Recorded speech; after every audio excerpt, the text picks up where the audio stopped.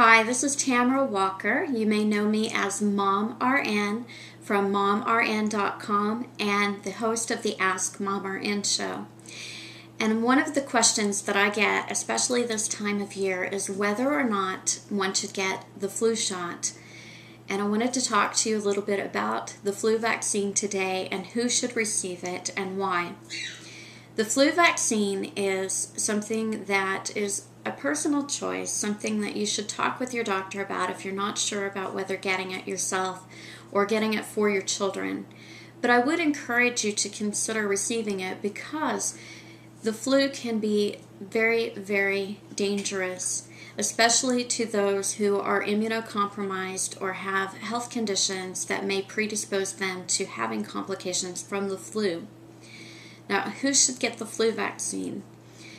The CDC recommends that everyone over the age of 6 months old should receive the flu vaccine unless you are allergic to eggs or you have an underlying health condition that your doctor has advised you not to receive the flu vaccine, or if you're allergic to any of the components of the vaccine itself.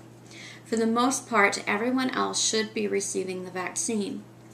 There are children under the age of 6 months old who cannot get the flu vaccine, and it is critical that their caregivers and their parents get vaccinated to protect them because we're not able to give them the vaccine in order to prevent them from getting the flu. So it's important that those around them are healthy and get the vaccine to protect them.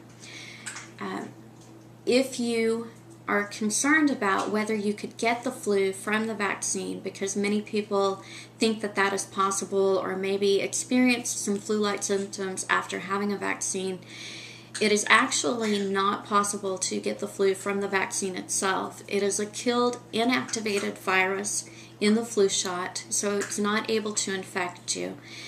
In the nasal flu vaccine, the nasal spray called Flu Mist, that is not a killed virus, but it is very weakened and it is not able to infect the lungs with the influenza virus. So even though some people may experience some mild symptoms afterwards or some flu-like symptoms, you're not actually getting influenza from the flu vaccine. It's possible you may have been exposed to the flu before getting the vaccine, or you may end up with a different strain of virus that's not protected by the flu vaccine. The 2010-2011 flu vaccine this year contains 3 different influenza viruses, protection against 3 different viruses: the H3N2 virus, the influenza B virus, and the H1N1 virus that was so prevalent last year in the 2009 season and caused so many problems. So it is not necessary this year to get 2 different vaccines, one for the seasonal flu and one for the H1N1, because they've already included the H1N1 vaccine in this year's seasonal flu shot. However, young children, if they are receiving the flu vaccine for the first time, then they will require 2 doses of the seasonal vaccine in order to provide full protection for them. Parents often ask me about whether to get the flu shot for their children, and I would encourage you to talk with your pediatrician or your family doctor about that if you have concerns. But for the most part, unless your child is under the age of 6 months old or has an underlying health condition that prevents them from getting the vaccine, they should be vaccinated, and it's important that we protect them.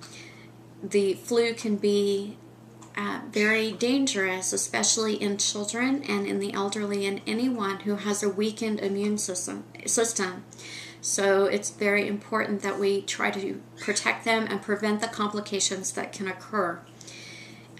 If someone has a weakened immune system, or a child or an elderly person who may not have a high quality immune system, they can develop severe complications such as pneumonia, ear and sinus infections, and respiratory damage from the flu. And so it's critical that all of us protect each other by considering getting the vaccine ourselves. Even if you're healthy, I hear a lot of people say, well, I'm healthy, I never have problems with getting the flu, I've never had the flu, so I don't think I need the shot.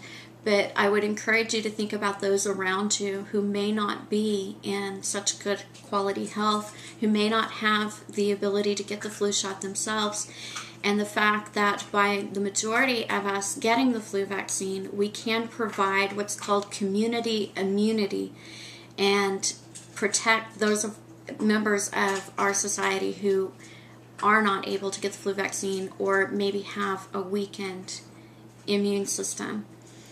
So by checking out flu.gov and by talking with your doctor, you can determine for yourself, you can find out more information and determine whether you want to get the vaccine for yourself this year and whether you want to get it for your children. And I would encourage you to go to flu.gov to learn more. So this is Tamara Walker from MomRN.com and the Ask MomRN Show. Thank you.